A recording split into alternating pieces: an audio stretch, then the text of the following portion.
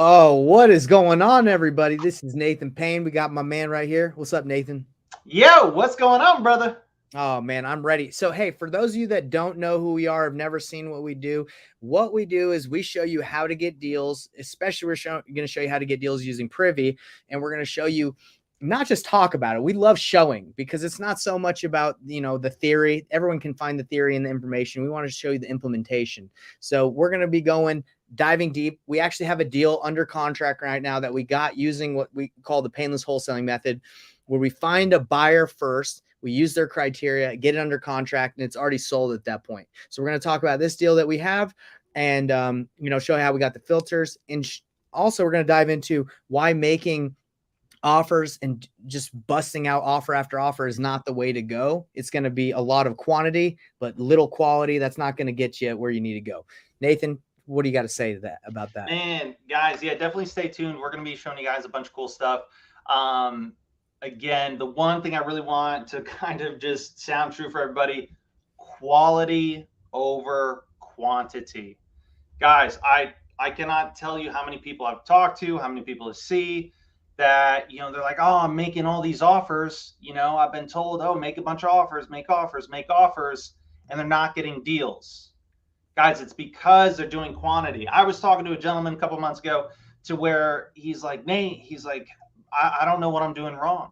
He's like, I'm making about 50 offers a week.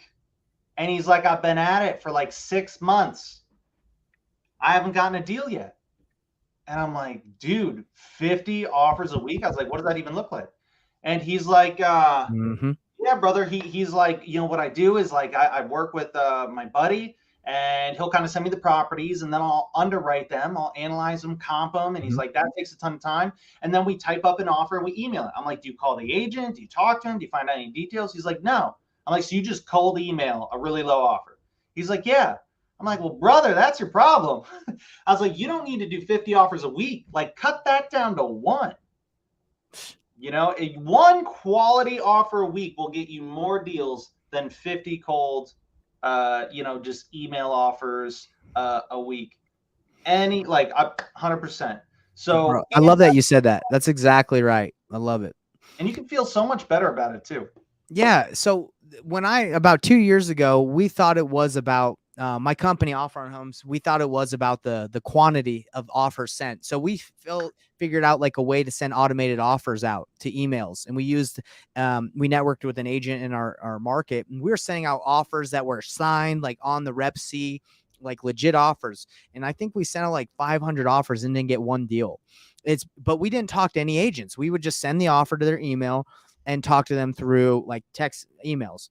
And we thought the more we sent out, the more deals we would get. Now that's not going to work. And if it does work, you're getting lucky. What is going to get you to the finish line is having a conversation and developing a relationship. Because if I'm a real estate agent and I get 5 offers, 4 are lower than the 5th one that I got emailed, but I don't know the email. It went into my spam. I'm not sure maybe like who it is, but I talked to 4 people and I like one. I'm probably going to go with that person just especially if, they've offered me the double dip, the triple dip. So, or I'm going to try and talk that person up, be like, hey, look, man, you're going to have to come a little higher. So everyone here, this experience of just making offers, I think we all struggle with it. We all think the more we put out, the more we're going to get, but that's just not necessarily true all the time. Yeah, 100%. And the reason why we're talking about agents, guys, is one, it's the fastest way to do a deal. These are all people ready to sell right now. And 2, it costs you absolutely nothing to find them. $0. They're listed. You don't have to spend any money on marketing. So, and our absolutely favorite tool for finding these deals is Privy. Privy, I did a 30-day challenge and using Privy and did a $20,000 deal. The only thing I spent money on was $97 on Privy, and I couldn't have done it without it. 100%. Freaking beautiful, bro. Love it. About to tear up. It's amazing. Hey, let's hop into Privy. Let's hop on this deal we got and kind of walk people through how we're using Privy to find these deals. Yeah, and real quick, I just want to say if you're watching this for the first time and you don't know who I am, Nathan Payne or Nathan Valley, we love doing calls to kind of help you guys take action, because the thing is, we don't want everyone to go a year down the road and have that same conversation and be like, oh, I've been making all these offers, I haven't gotten one. It happens to us all the time. I talked to another guy on a coaching call, and he was like, dude, I made 150 offers and nothing's been accepted. And I said, how is that conversation going? And he says, well, I call and I just give him, I ask about the property and I make my low offer and immediately want to get off the phone. So of course, that's what's going on.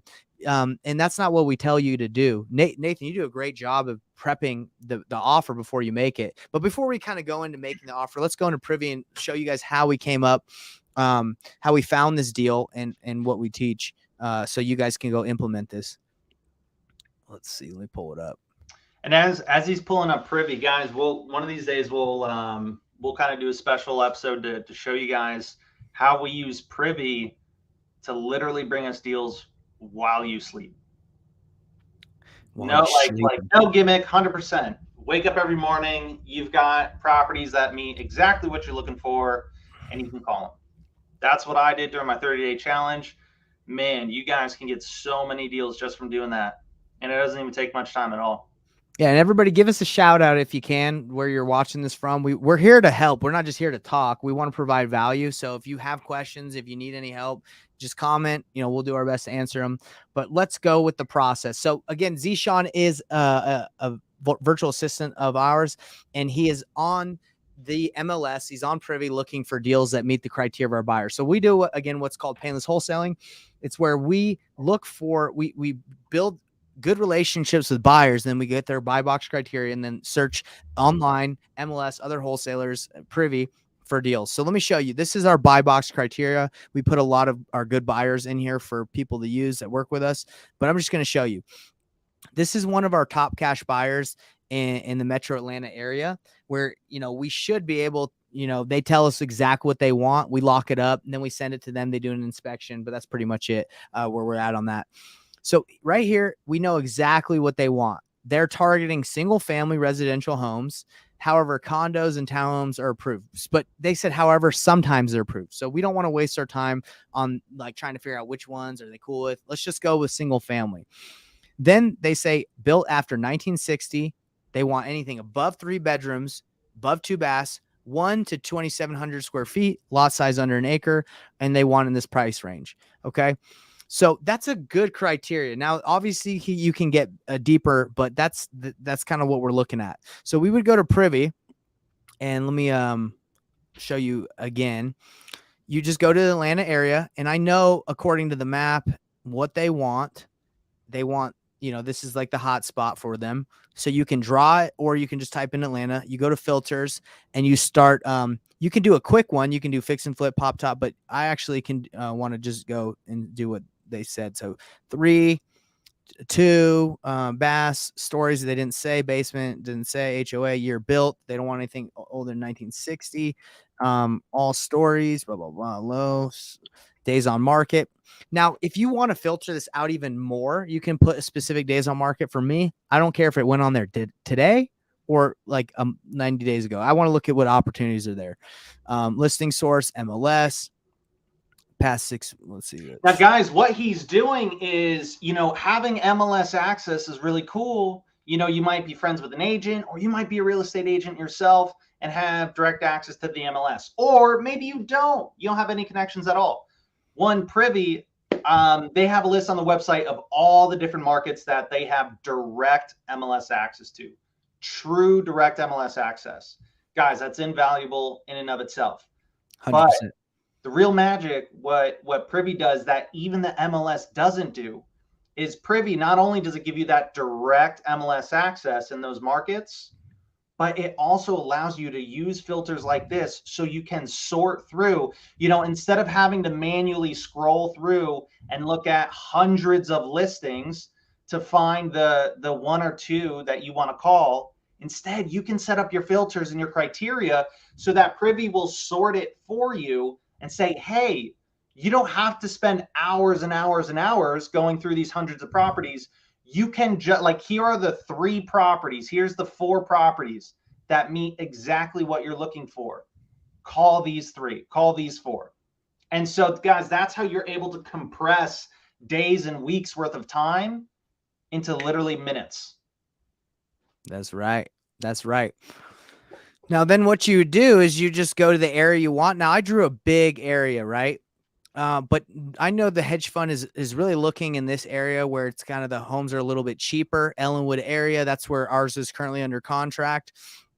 And you can look at ones that let's see, look at this one, 334.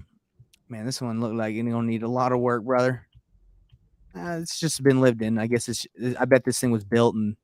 I said nothing older than 1960, but this thing looks like it might have been built in like the Victorian days, bro. Like in Yeah. the 1800s.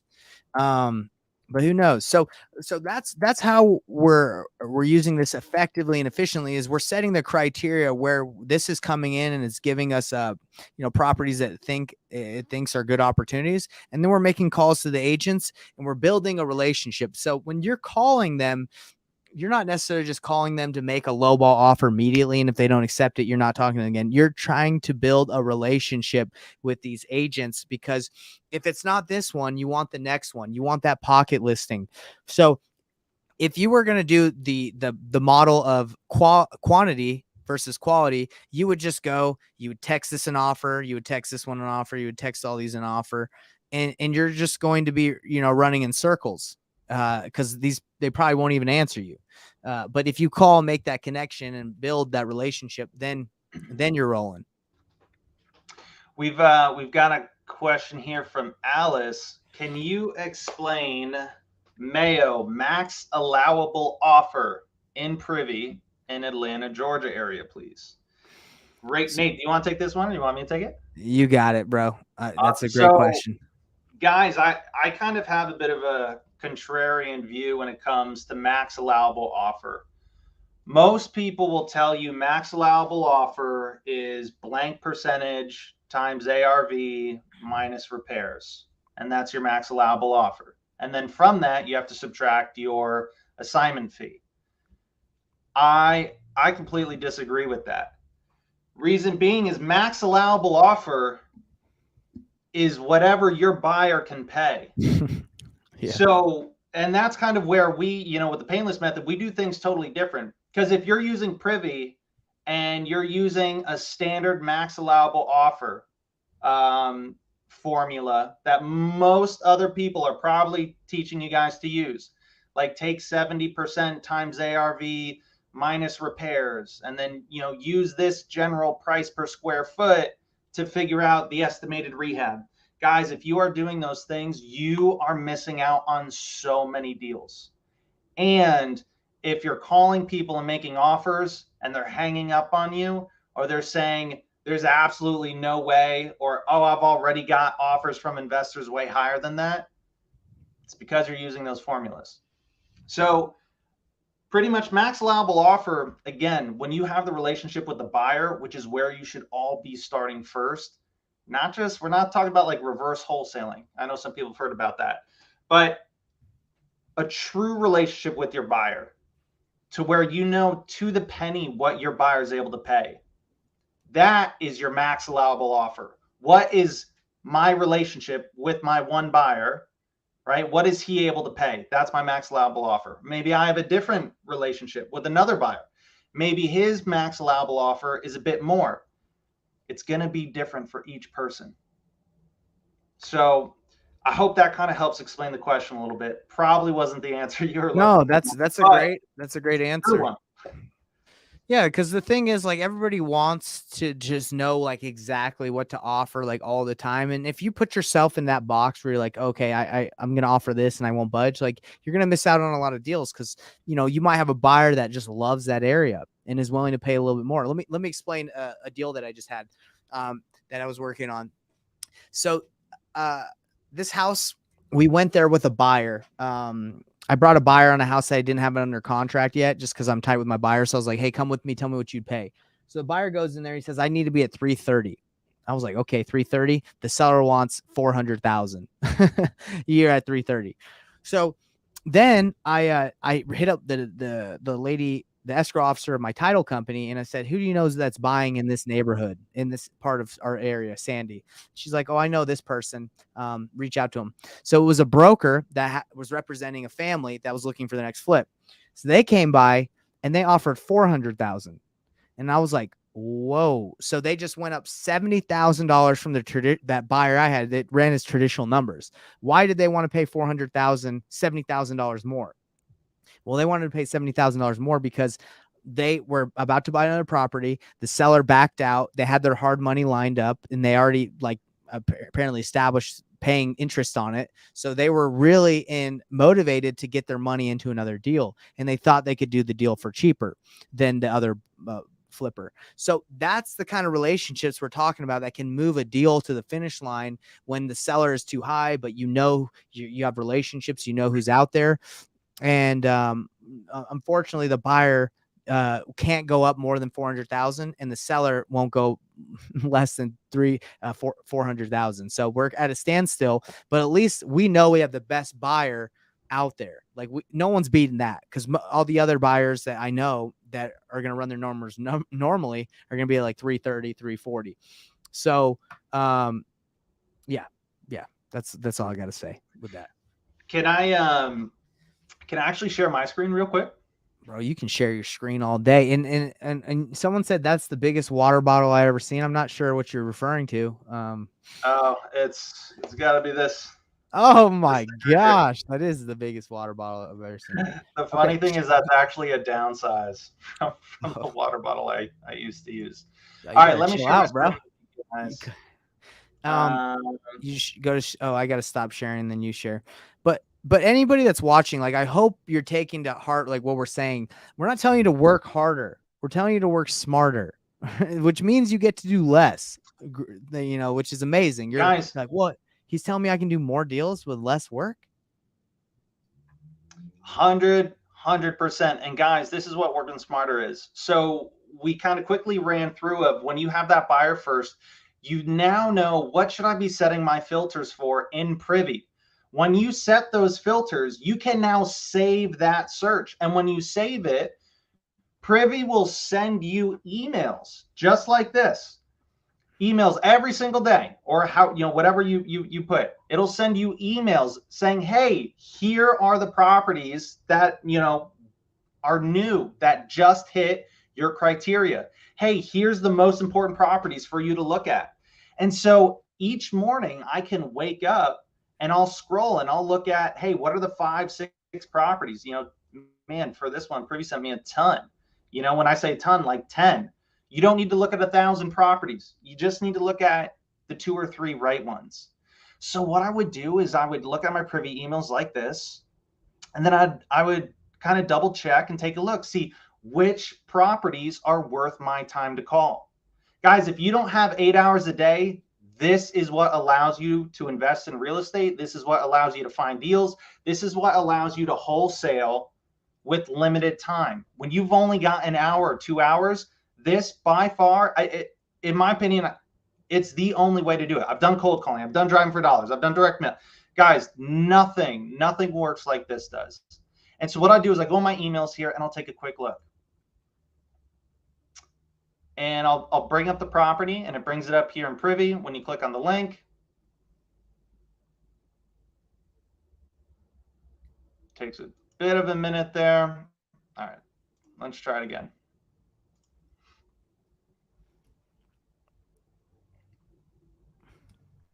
Internet is slow today. Yeah, bro, come on, man. Right. Step up that internet, dude. Let's try one of these. All right. Yes, sir. So normally when you click on the link, it'll pop up just like this. And so what I'll do is I'm going to take a quick look. I don't need to spend hours. I'm not going to comp it. I'm just going to take a real quick look. Is this something that's worth a phone call? Now, the funny thing is most people look at price first. Guys, price is the least important thing to me. Yep. I got a deal that I said, forget the price. I got a deal that was listed at 450,000, and I ended up wholesaling it to someone for 330, 340, and I had it under contract for I think 315 or 325. I made 25. It was a $25,000 fee. We dropped them down like $120,000. You know why? Because agents sometimes they don't even know. They just go for the throat. Nobody makes offers. It just sits there, and yeah. So guys, the first I'm going to look for is this a property that I can bring value to? Guys, first and foremost, as real estate investors and especially wholesalers, it needs to be a property to where we can bring value. If there's no value for us to bring, probably not worth our time. So the easiest way for me to tell is there value that I can add to the property? Does this need any repairs? And when we take a quick look, man, this thing's dated, right? Look at the ceiling here. This kitchen's all jacked up, right? Yeah, 100%. And then I'll even take a quick look, just a real quick look at property remarks, because I'm looking for something like this. Boom. Investor special, cash only. What does that mean to me? That means this agent up here, Janice Brady, she wants me to call. She's inviting you to call with your all cash offer. This person saying, hey, you are exactly what we're looking for. Please give us a call.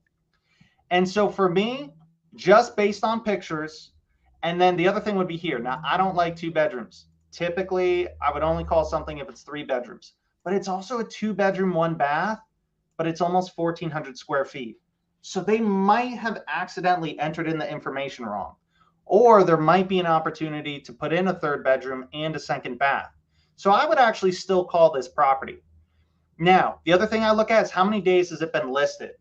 It was listed 1 day ago. Guys, if you are in a hot market, this is in Tampa, Florida. Tampa's a pretty hot market. My 30-day challenge was in Orlando. When I call, if it's a hot property and if it's priced well, I didn't even take a look at comps, but my guess is it's probably a little high. If it's only been listed for a day, chances are they're already going to have offers on the table. Do not force your offer. You don't need to. I'm going to call, I'm going to get some information, and then I'm going to ask the agent, guys, here's the money question. When they say, oh, we've already got 8, 9 other offers on the table, you ask, okay, are any of those cash offers, and they say, yes, all of them are, or 3 of them are. You say, okay, got it. If I was able to make a cash offer, where would I need to be in order to be competitive?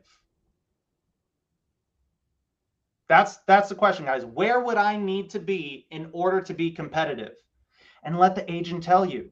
And then based on that number, you're now going to go back to your buyer. Before you call your buyer, you're going to take a look, say, okay, is that price that the agent said I would need to be at? Is that in the ballpark for my buyer? Is that a ballpark good deal for my buyer? If I'm not sure, I can call my buyer and ask. If I think it's really close, I'm gonna call my buyer and ask, because I have a relationship with them. And I'm not going to make an offer on the very first phone call with this agent. I never make a phone call, an offer on that first call. Totally unnecessary. You're not prepared. I haven't comped the property. I don't know what my buyer could pay. I'm not prepared by any means to make an offer. So what do I say? I end that conversation with, okay, got it. Well, hey, look, I haven't had a time yet to really crunch the numbers and figure out to the penny where my offer would need to be at. Let me take a closer look, and if I think I can get close to that number, I'll give you a call back. Take the pressure off of your shoulders, guys. You don't need to make offers on the first phone calls. Yeah, I think that's what gets people. I think that's gets people nervous. But yo, Nate, you're dropping a lot of gems. Everybody, if you like what we're saying, we're going to be doing this every week. All right. Every week on Tuesday. And also we got a master class, but we got to bounce because, we got things going on. But I wanted to drop one gem for everybody, a win, because it's important to recognize your wins. The market shifted here in Utah a little bit ago. Well, like about 7 months ago. I was about to lose money on a flip because the property values dropped. Thankfully, the summer has hit. Properties went up. I bought this house. We refinanced out of it and rented it out until now because it wasn't selling. People were offering like $400,000. We sold for $450,000, and I just made $41,153. Whatever. That. Let's go. Boom, baby. I went from almost losing money to being positive. So everybody, last thing I'll say, this isn't the flex. It's not whatever. It's not a big deal. It's just, I'm just pumped because I went from going to lose money to make money. And how did I not lose money? I've never refinanced a property and just held it into sell it. I've never been in that situation, but because of the people I have in my network, the community, I leveraged buyers. I asked tons of people. I learned. They said, do this strategy. It will help you. I did it and it got done. And hey, everybody, I'm just showing you this so you can learn too. Don't try to figure this all out on your own. Use the people, use the community, the Facebook groups you're in, use us, use Privy, use master classes are free like ours. We're here to help. Don't feel like you got to do this on your own, or you can go from negative or zero to, and you can go from making that to making this if you leverage others. So that's a win I had. Super stoked. That I didn't lose money. Everyone, Nate, you got anything else to say before we bounce? That's it. Other than stay tuned, guys. Every time we hop on here, we're going to be looking to drop more gems for you guys. We love diving deep on Privy. So if you guys are looking to get deals, how do you get deals? How do you do wholesaling without spending any money on marketing? Privy is one of our favorite tools to use. I know it's my favorite. Guys, definitely keep an eye out. I think we're going to be doing this every Tuesday now. So we'll see you on here. We're here for you. Peace out, everybody. Later, guys.